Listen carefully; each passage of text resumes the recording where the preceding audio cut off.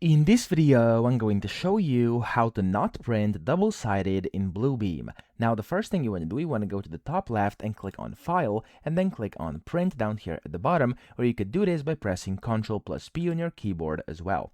Now, when this box opens up, there's actually no setting to do this in here, and that is because you have to do it within your printer properties. So the way to do that is up here where it says Printer, you want to select the printer you want to print with. For example, I have this HP DeskJet over here. I'm going to click on that, and then I'm going to click on Properties. Now, mind you, it's going to be different. It's going to vary a bit depending on which printer you have. If you have HP printers, it could be the same box as I have over here, but if you have another one, like maybe one of the other brands of printers, it's going to look a bit different. However, you'll pretty much always be able to find your double-sided properties in here. So, for example, me, where it says Printing Shortcuts up top, as you can see, there's a bunch of different settings. The second one is Print on both sides manually, and I'm just going to do None, which means it's actually going to disable double-sided print, so it's going to just print on one side. But if I wanted double-sided, I could go ahead and do Flip on long edge or Flip on short edge over here. Again, it's going to vary depending on which printer you have, but just go ahead and go through these properties. Usually it's going to be on the first page that opens up because this is quite a basic setting,